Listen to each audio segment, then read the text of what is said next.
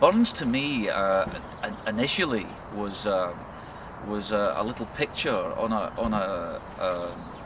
a certificate that I won for the excellence of singing Burns songs when I was 8 or 9 years old in primary school, and I didn't know an awful lot more about him except what was kind of hammered down your throat at school, until you start to realise the quality and the enormity of what the man did. You know, he's our bard. You know, again exactly as I said before about songwriting, he documented the time and place and the feel and the texture of what was happening at the time. And without that documentation, we'd be very, very shallow. We wouldn't have that lovely, rich history that we have. So I think it's incredibly important that songwriters today are documented as well. So we owe a huge, you know, debt to someone like Burns for taking the time to sit and do that and give us the flavour of what he was seeing through his eyes.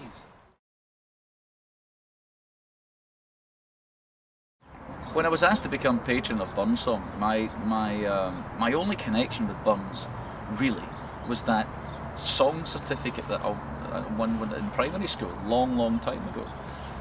But when it was put to me that this was a celebration of not only what Burns had done, but what he'd set up and how important it is for people to carry on that legacy, I instantly jumped at the chance. Because to me, songs are incredibly important. Songs, you know, not just, you know, warm your hearts and keep you happy or make you miserable or whatever it is they do, they provoke and, you know, evoke emotions. You know, I jumped at the chance of doing this because I think it's incredibly important that people are nurtured. People with a raw talent are given the chance to let that talent grow. I mean, when I was at school, I remember going in front of the careers, you know, advisor, and they asked me what I wanted to do, and I told them, and they laughed. You know, what do you mean? You want to be a pop star? You want to sing? You want to write songs? You want to make music? It was unheard of. These days it's not. These days even governments, you know, recognise the fact that there's a lot of income to be generated from the music industry. And, you know, the currency of our music industry is songs. You know, we would be nowhere if someone didn't sit down and pen these ideas and exercise the ghosts that we all have inside.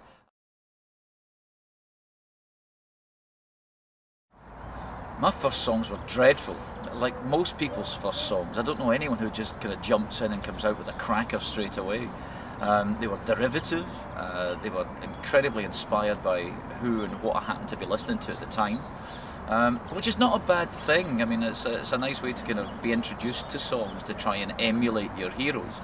The problem is that these were like carbon copies of my heroes, but just not nearly anywhere good enough.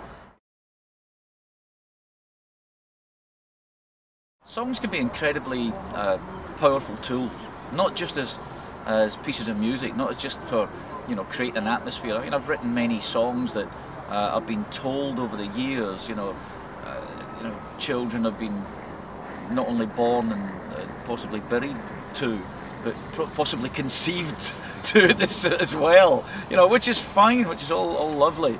But there's something about songs that you know, when you write it and you record it, you put it out there and it becomes successful, you kind of move on from that as a writer. You move on and you try and do the next one, and you try and make the next one more interesting, or find a better angle, you know, of how you want to approach the subject, or whatever it happens to be. But as a listener, as a consumer, that song, you know, it documents a moment in your life, you know, where you met your partner, or where something traumatic happened, or you remember what you wore at school. You know, when I hear old songs from my youth, you know, coming out the radios, I'm driving along the road or whatever, I'm instantly transported back in time, you know, to who I was hanging around with and who the girl was that I fancied but never had the courage to talk to and whatever. So that element of songwriting is incredibly important. That song, in a way, it didn't just capture a moment in time, although it's done that. It went way beyond that. It turned into something that was never meant to be. We made a song that we hoped would raise enough money to alleviate a little bit the huge famine that was happening in Ethiopia.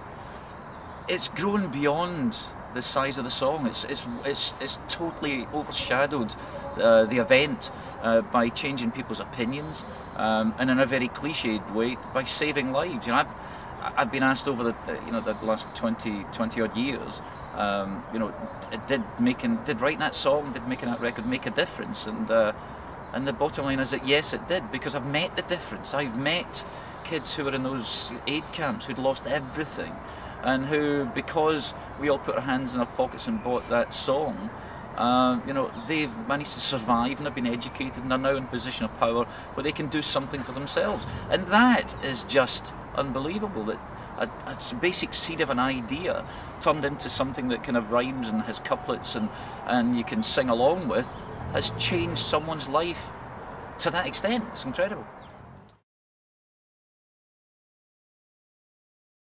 I've said many, many times that if I was an American and not a songwriter, I'd probably spend a fortune on a psychiatrist's couch.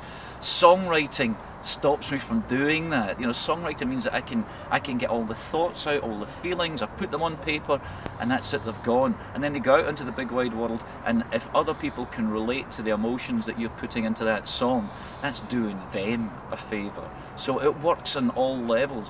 So the idea of Burnsong nurturing these songwriters and seeing it as something important rather than something flippant and disposable, it's incredibly important.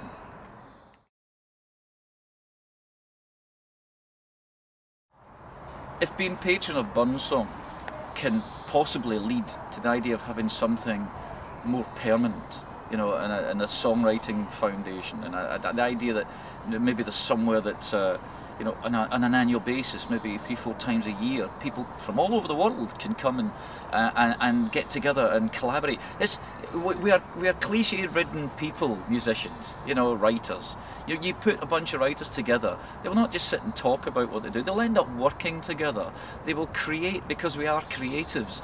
You put these elements together and something new, something exciting, something fabulous will happen, something will grow from that.